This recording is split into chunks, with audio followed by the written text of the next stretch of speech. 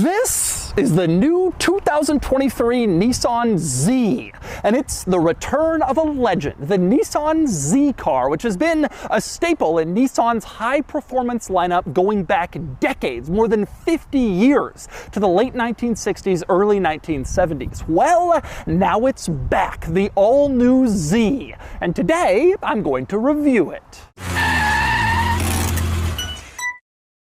Before I get started, be sure to check out Cars and Bids, which is my enthusiast car auction website with free listings for sellers. You can list your car for free and pay no fees and auction it on Cars and Bids. And we've had some great sales recently, including this Mazda Miata 30th Anniversary Edition sold for just under $37,000. This fantastic 2013 Toyota Land Cruiser brought just under $50,000. And this wonderful Mercedes-AMG GTR sold for over $162,000. If you're looking to buy or sell a cool enthusiast car from the modern era, the 1980s and up, Cars and Bids is the place to do it, with daily auctions and great selection at carsandbids.com. So let's talk Nissan Z.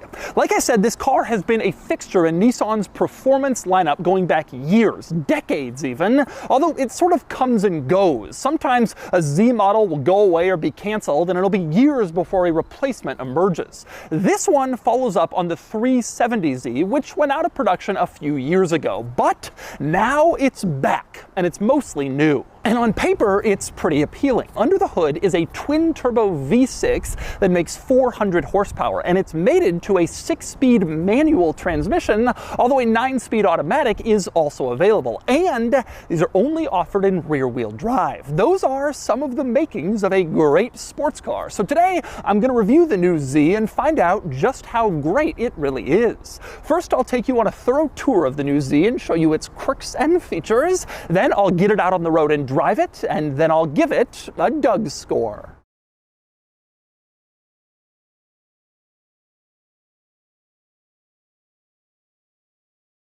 Alright, I'm going to start the quirks and features, the new Nissan Z, with one important detail about the new Z, and that would be that it shares its platform with the old 370Z. Now, I mention this because Toyota has told us that it doesn't make financial sense to develop a sports car by yourself, which is why they used BMW as a partner for the new Supra. Well, Nissan has done that, but they've done it in part by sharing the platform with the outgoing model, which came out back in 2009. So you get kind of an old platform here for the new Z. But while the new Z shares its platform with the outgoing model, virtually everything else is changed compared to the old 370Z, including the engine. Gone is Nissan's beloved naturally aspirated V6. NA engines are just too hard to get past fuel economy and emissions regulations anymore, but instead we have something pretty special under here. This is a twin-turbo 3-liter V6 that makes 400 horsepower and 350 pound-feet of torque, and it's standard in all new Z models. Is it like the Supra where there's a base model with a smaller 4-cylinder, whatever? All Zs are getting this 400 horse twin-turbo V6. Now, 400 horsepower is a pretty healthy number, and in fact, it's about 50 to 70 horsepower more than the outgoing 370Z model, depending on which version of the outgoing model you got. So a big, healthy power boost here. Now, this engine is shared in the Nissan world. It's shared with the Infiniti Q50 and Q60 Red Sport models. They also have this same powertrain, but one key difference is those vehicles are offered with rear-wheel drive or all-wheel drive. The Z is going to be rear-wheel drive only, just like you might expect from a sports car. And the Z is offered, like I said, 6-speed manual transmission or a 9-speed automatic, so you can get it either way. You can still get your Z with 3 pedals. But beyond the powertrain being new for the Z, the exterior styling is also completely new. Every panel changed, the entire outside different, and in my opinion, very attractive. I think the new Z looks great, elegant, relatively simple, without some extra unnecessary visual drama like some new cars have. This one is simple, restrained, basic, and frankly beautiful. It looks like a very attractive sports car. And the outside of this car is filled with heritage design details from prior prior Z models. In the front, you primarily have the original Z, the old school Datsun 240Z, which you can see in a few places up here. For one, Nissan tells me the headlights. There was a certain version of the 240Z that had like a glass cover over the headlights, and that caused the headlights to kind of look like they were being split into an oval shape, which is what Nissan tried to go for here with the running lights, as you can see, in kind of an oval above and below shape, which is kind of an interesting throwback. You also have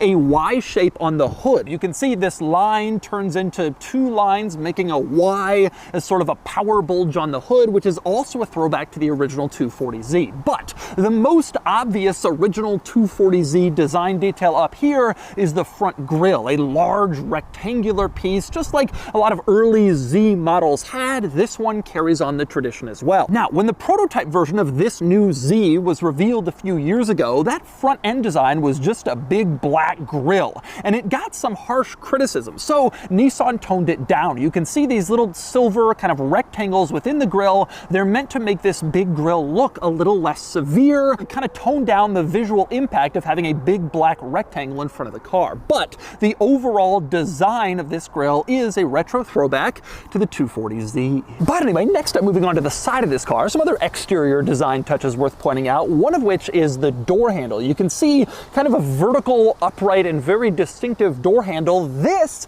is a throwback to a different Nissan Z model, and that would be the Z33 version, which debuted back in 2003. It also had a very distinctive vertical door handle, and we're seeing that carried over to this version as well, a retro throwback to something from the early 2000s. Also interesting, on the side of this car, you can see a two-tone design. The body is obviously blue, but the roof is black. These are going to be offered as full body color, or you can opt for this two-tone design, although if you do, the roof part is always black. There's no other colors you can deviate the roof. You will also see this large chrome trim going down the side right below the roof. The entire side of the car has it. Looks cool, adds some visual excitement, but it kind of disappears near the end of the car and creates sort of a weird situation back here where the black two-tone part meets the blue paint part, and they don't really have a defined separation on the tailgate lid. It feels like kind of an unfinished design detail on this car. Also unusual on the outside of the new Z is the fuel door, which is absolutely massive. You can see it here. Nissan told me the designers were actually kind of proud of getting this fuel door to have several different surface creases and made it work, but I just think it's massive, maybe unnecessarily large, and frankly it looks a little weird. But those are minor design details that look a little strange in an overall car that I really do think looks great. But anyway, next we move around to the back of the new Z, and you'll see yet another design detail borrowed from yet another different Nissan Z car, and that would be the taillights. You can see these sort of horizontal lines back here, a very distinctive taillight look, and that's borrowed from the Z32 Nissan 300ZX from the mid-90s. You can see the Z32's taillights here, also these horizontal lines, and they've brought it back for this new Z car, and again, very distinctive. Now, the way these operate are interesting. When you turn on the headlights, the taillights light up as these large vertical ovals inside the taillight assembly. When you put on the brake lights, they turn on inside the large vertical ovals, which looks kind of cool, and the turn signal is bright orange and below all of that, just sort of a flat vertical piece at the base of this taillight assembly. Now, interestingly, the little red ovals on the inside of the taillight assembly don't do anything. These are just reflectors. They don't really have a purpose. They don't light up, but they do help kind of further the look of this overall taillight, kind of mimicking what you had in the Z32. Now, another notable item back here is the rear spoiler. You will see it here, and that's because this is a Z Performance model. There are going to be two trims of the new Z. The base model is called the Z Sport, and the upgraded model, this one, is called the Z Performance. The Z Sport will start right at $40,000 before shipping, so maybe around $41,000 after shipping. The Z Performance, this model, will start right at $50,000 before shipping, so like $51,000 with destination included. And there are some upgrades to the Z Performance on the outside. One is the rear spoiler, which the base model doesn't have. You can see an unspoilered Sport model here. You also have a front spoiler that's included in the Z Performance, though it's not included in this particular car, so we can get on and off trucks for transport more easily, but it will be included in the Performance. The Performance also comes with 19-inch wheels. You can see here, these are the standard wheels in the Z Performance, whereas the Sport comes with 18-inch wheels, as you can see right here, different wheel design and smaller wheels overall. And fitting behind those wheels, the Z Performance has larger brakes. Not much larger, but about an inch bigger in front and a little less than that in back, so a little larger brakes in the Performance for a little better stopping power. But anyway, back to the rear of this car. A couple things worth noting back here. This rear diffuser, this is on all all models, the Sport and the Performance, and it looks good and sporty and exciting, and it includes the dual exhausts, as you can see. And in fact, you can even see these little holes on the rim of the exhaust, which looks cool. That's borrowed from the Q60 and Q50 Red Sport. They have the same exhaust tips. Unfortunately, this powertrain doesn't quite sound as good as the old naturally aspirated engine. Take a listen.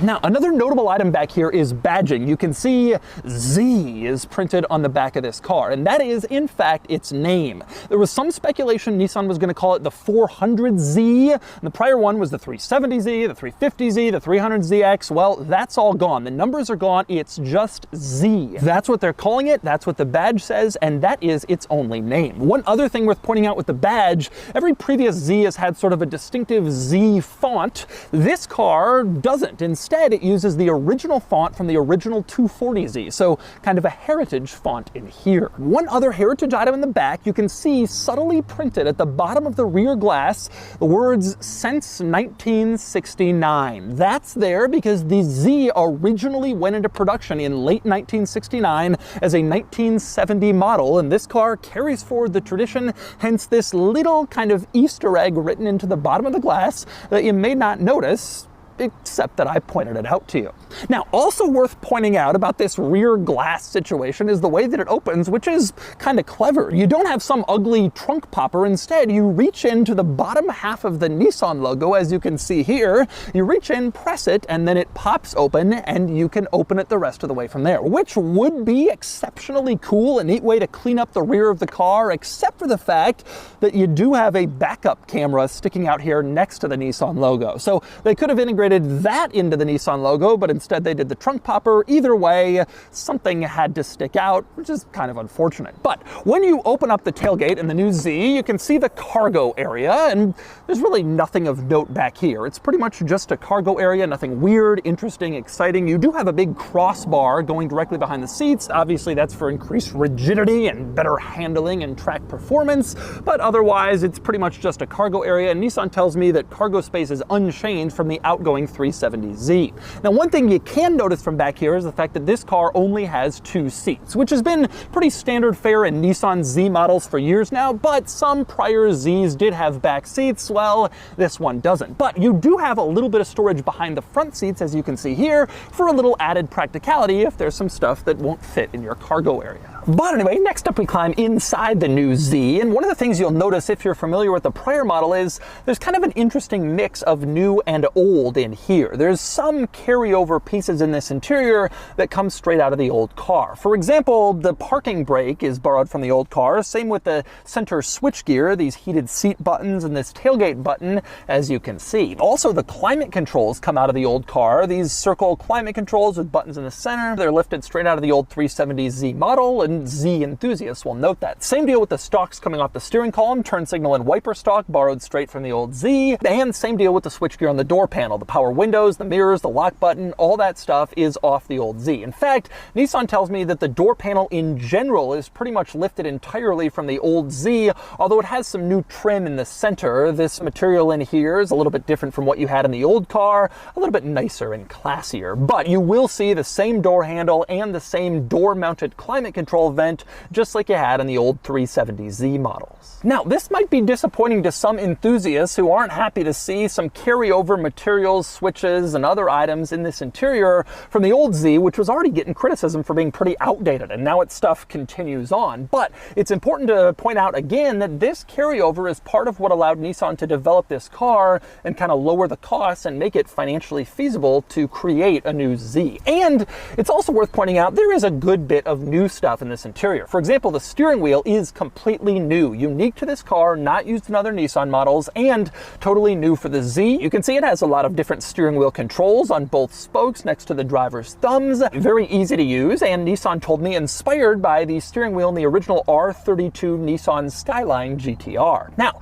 directly above the steering wheel, you can see a gauge cluster screen, which is shared with other Nissan models, but new for the Z, and it has some pretty cool features. For one thing, full color, very high resolution. It's a good gauge cluster display system, and it's quite configurable. You can change the center panel to show you all sorts of different things, from vehicle information to music information to navigation stuff. There's a lot of good info on the screen, and you can see it in various different ways. And I especially like how you can change this gauge cluster screen to show slightly different display modes. This is the standard mode, or it looks like a fairly normal gauge cluster, but you can also put it in an enhanced mode, and then your speed and engine speed kind of get small and they're pushed over to the side, so whatever your center display screen shows can be maximized, which is kind of cool. Cooler still, though, is the sport mode for this gauge cluster. You go into sport mode and then you can see it here, and now it focuses on gauges. You have your tachometer in the center and other gauges on the side, and the configurable part becomes the screen on the left, which now shows like sport and performance data. You can't see your music information here, your phone, your navigation, but you have G-forces and other performance information on this screen, all of which is pretty cool. One drawback I will point out, though, about this screen, you can't see a full screen navigation map unless you're actively navigating somewhere. So you can't just have the map showing up on this screen unless it's taking you to a direction, which I find to be kind of disappointing. Now, something very interesting about this car. I just showed you the gauge cluster screen and its different modes, and usually in most cars, the gauge screen changes are linked to drive modes. But in this new Z, if you get the manual transmission, there are no drive modes. And that means no sport mode, no eco mode, no comfort mode. You can't choose between any of that. You can if you get the automatic transmission, but if you choose the manual, Nissan says they feel they've equipped it in a sporty way, and so you can't change drive modes, which is unusual. I can't remember the last modern performance car I got into that didn't let you switch drive modes, but this one doesn't. Kind of an interesting play from Nissan. You do have one button next to the gear lever that says S mode with kind of a picture of a gear pattern on it. That doesn't actually change the modes, but instead it turns on the automatic rev matching downshift feature. So if you have that on, you'll downshift and then the car will automatically rev match for you, which is a nice feature to have, and it works well in this car. Now, obviously this feature is only available with the manual transmission, which this car has, and you can see it here in the center, a 6-speed manual. Looks good, right where you'd expect it, and I'll cover exactly how it shifts and feels when I get this car out on the road later. But also worth pointing out here in the center is the infotainment system. This is Nissan's latest infotainment. It's been in a few other cars. I recently reviewed the new Nissan Pathfinder with this system, and I went into a little bit more depth in that video. I'll link it below so you can check it out. But the basics are, this system is fine, it's good enough, it works reasonably well, relatively responsive, pretty intuitive, and I do like the hard buttons at the base of the screen that allow you to go to different places without having to tap the screen. You have these always there and you can always rely on them. One interesting drawback of this infotainment system, though, is there's no home screen. Virtually all rivals have a home screen that'll show you like a few different panels at once. The weather, for example, the music you're listening to, and the navigation all in one. This car doesn't have that. You have to kind of choose a tab that you're on, and then that's what you're seeing. So you can't see different views at once, nor do you have sort of a general overall home screen, which is kind of unusual. One cool feature, though, with this car and the map, if you have it go to a navigation destination, you can actually pull up the Google Street View of that destination from your car, and you can kind of check it out on this screen before you arrive. That way you can see like what the parking situation looks like, or exactly where you're supposed to pull in, that sort of thing, all in the center screen, which is actually a pretty cool idea that I wish more cars integrated. With that said, although that is a pretty cool feature, a big drawback to this infotainment screen, the camera is absolutely atrocious. This is the rear view camera. The resolution is terrible. It looks awful. This is clearly a carryover from the previous Z model, and it is nowhere near as good as most cameras used by rival cars. This car also doesn't have any additional camera angles, so there's no like surround view, 360 top-down camera. You don't get any of that stuff. And in fact, the new Z is kind of lacking in general in driver aids. You do get adaptive cruise control, which is nice, and a lane departure warning system and a blind spot alert, but there's no driver assist, so no like automatic steering or anything like that in this car. That's not that big of a deal. Most sports cars are pretty much like that, but worth pointing out, with the bad camera also comes sort of a lesser amount of driver aids in case you were hoping to have that. But anyway, beyond the tech in this interior, moving on to some other interesting quirks and features in here. One notable item is the cup holder situation. In the center console, you have a cup holder, as you can see, but if you pull back this center armrest, you will note a second cup holder appears. And you can also open the center armrest from there. Or you can pull the armrest forward, it becomes more of a usable armrest, and you can also open it from there. So it's kind of a clever trick to hide a second cup holder in case you don't need it under that center armrest lid. And speaking of hiding stuff, Nissan told me there is a 12-volt outlet in this car, but not where you'd expect. In the center stack, you have USB-A and USB-C, no 12-volt to be found. Instead, that's in the passenger footwell, so you can plug in a radar detector down there and then run the cord up to the side of the windshield on the passenger side so it won't get in the driver's way. Nissan told me they put it there intentionally for that purpose as evidence that they know their customers well. And as more evidence of this, Nissan also told me that the traction control off button is here to the left of the steering wheel and very prominent, so you can turn off traction control. And in the same breath, while telling me that they know their customers well and so they have this button so prominent, they also reminded me that they don't have an electronic parking brake. There's still a manual pull-it-yourself parking brake, and they mentioned that at the same time as the traction control button, which really does show how well Nissan knows their customers. Now, a couple of other things to point out in this interior. One, the 3 gauges at the top of the dashboard. This is sort of a heritage thing for Nissan. Other Z models have had it, and this one does too. And this time, the gauges are kind of interesting. On the left, you have a turbo boost gauge, since this car is turbocharged. In the center, you have a turbo speed gauge, which actually shows you the speed at which the turbine within the turbocharger is rotating, and that is a pretty cool idea. You don't see that in other cars, and it's neat to have. Unfortunately, the third gauge is kind of a cop-out.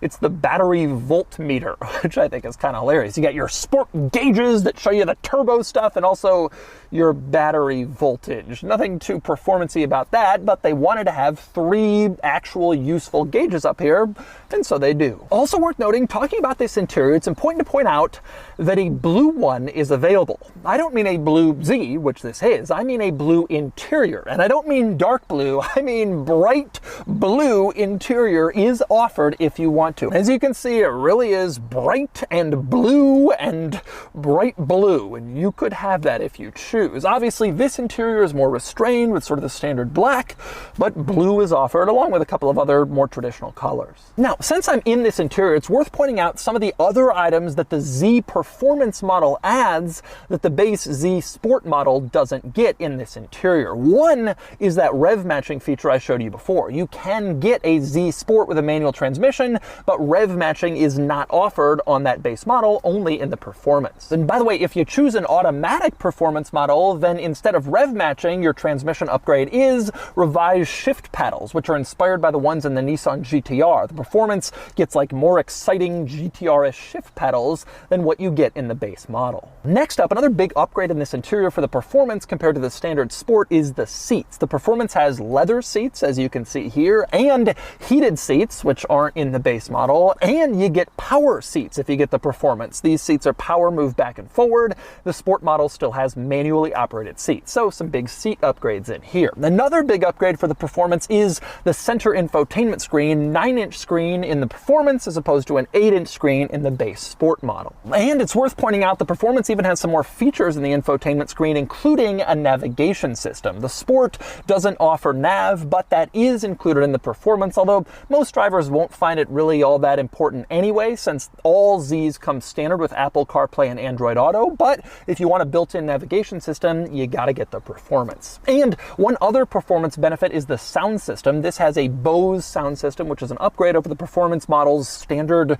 unbranded sound system, so your music will sound nicer if you choose the Performance. Now, it is worth pointing out that technically, when this car launches, it will offer a 3rd trim level, which is called the Z Proto, and that's intended to commemorate the original prototype version of this car, which came out a few years ago, the Z Proto. But that version is limited to 240 units, all of which have already sold out. So it's not really available, but just in case you're curious about it, it starts around $53,000 before shipping, so like $54,000 with destination, and it includes some cool cosmetic upgrades compared to a Performance model. For instance, you get bronze wheels if you get the Proto, and you get yellow brake calipers, which are kind of cool. The Proto also has a lot of different yellow accents in the interior, like yellow stitching, a yellow trim shift knob, yellow trim seats, that sort of thing, and the Proto models will have a special plaque identifying them as one of the 200 240 units of the Z Proto. But aside from that version, which is already sold out,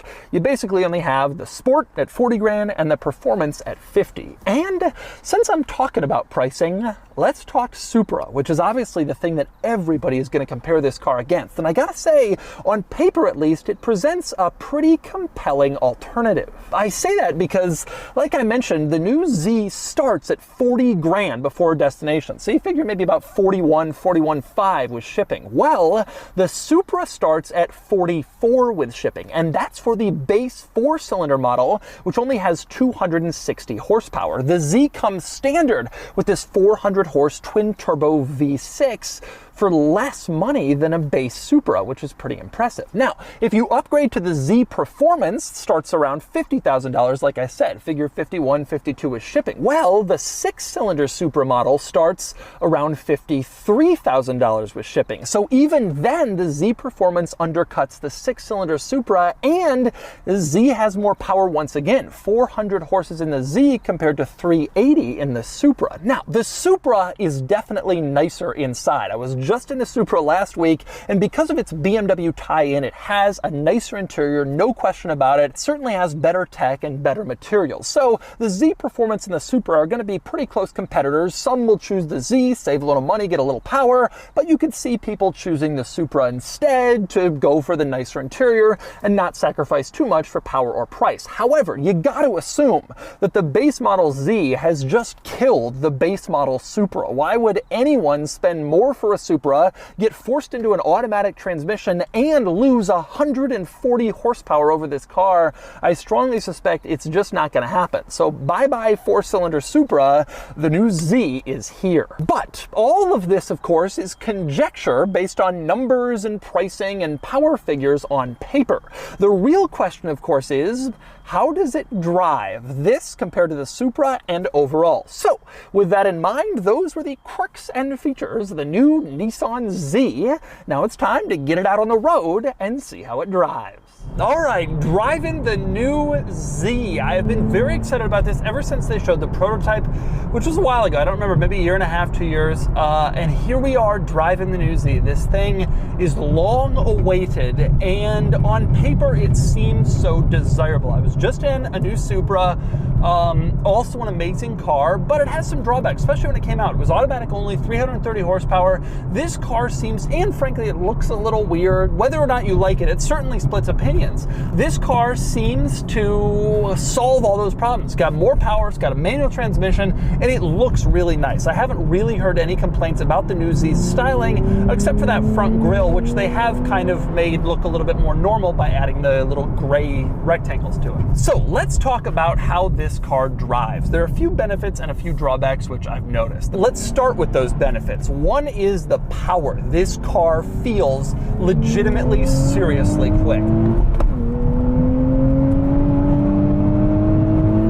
It is a great powertrain, and I say this as someone who actually really liked the old powertrain in the old car. Didn't like the old car all that much for other reasons, primarily because it was so outdated, but I really did like that old V6. It was simple, it made sense, there was no forced induction that messed up the revving and made it like spotty. It just was an easy and good powertrain, and this car is even better. This twin turbo V6 is fantastic. You get power at the low end, you get power at the high end. It's a good engine in the Q60 and the Q50 Red Sport, but it feels like it belongs in this car for some reason. It really feels great. It's fast, it's exciting, and it really is fast and exciting at all RPMs as long as you're in the right gear. I'm going to downshift a second here and take off.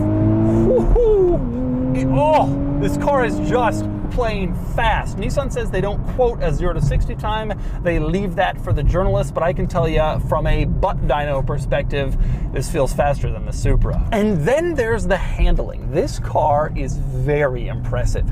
It is very quick to go around corners. It steers well, very predictable steering, reasonably light, not incredibly like heavy, which I kind of prefer a heavier steering, but the steering is good, it's precise, and more importantly, the car handles well. It really corners corners quite well. It is flat, it feels fantastic in corners, very predictable, and it feels small in corners. This car is 5 inches longer than the outgoing car, Nissan told me, but it feels small, it feels tight, and it feels very tossable, and you get that feeling whenever you're steering and handling the car and kind of pushing it. So where are the drawbacks with this car? There are two of them that I can tell that are pretty clear to me from driving the car. Number one is unquestionably the sound. The sound has been a characteristic benefit of these Nissan Z cars since 2003, with that big 3.5 liter engine that just sounded cool. They tuned the exhaust to make it sound exciting. Well, this car's lost that. And actually the sound, not only is it not great, but I don't even think it's all that good. It doesn't even sound like a performance car. When you ring it out, it sounds like you're revving up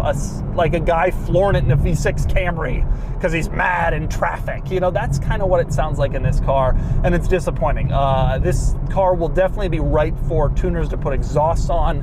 I have absolutely no doubt most people are going to go that direction, and I think that's the right move. Unfortunately, the other drawback for this car is the manual transmission gear shift action situation. It's good, but it's not great. Nissan told me that they increased the weight of the shift knob by about 25% to make it heavier, which contributes to like a better feel when you're changing gears.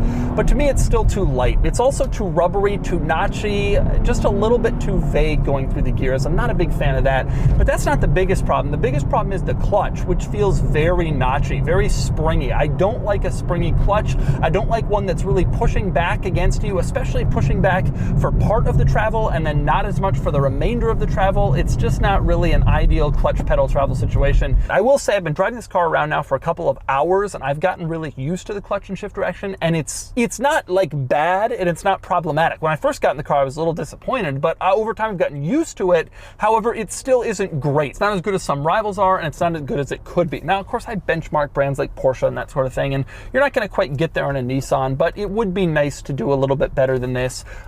Just a slightly better, more weighted gear lever that feels a little bit tighter, and a less springy clutch that kind of pushes back on your foot. But those are really my only complaints, and they're kind of less important things to the main stuff, which is this car is fast and it handles well. That's what people are looking for sports cars. I also happen to like how this car looks. The technology is fine, it's okay. The interior materials are fine, they're okay. A lot of stuff borrowed from the old car, but whatever. This car is still fast, it's still fun, and most importantly, it's kind of a bargain. And I'm very curious to drive the manual Supra and see how that compares to this. But this car has some real benefits over that. More power, lower price, and frankly, I think it looks better. Starting off with a real Z advantage there over the Supra. And so that's the new 2023 Nissan Z. This car has some great benefits. There's a lot to like here, including attractive styling, some nice new technology, a good driving experience, and that manual transmission. And I think this car is pretty clearly one of the more desirable, relatively affordable sports cars on the market. And now it's time to give the new Z a Doug score. And the Doug score is here, 62 out of 100, which ties the Z with the latest 6-cylinder Toyota Supra automatic. There's a lot to like about the Z if you're an enthusiast. It handles well, it's really fast, it looks great, and in those areas the Z easily beats out serious competition like the Supra, the BMW M240i, and others. The Z's weak points are in the daily categories, where technology and quality are fine, but not impressive, and of course, practicality suffers since it's a 2-seater without huge cargo room. But if you want a great new sports car at a reasonable price, the Z delivers surprisingly well.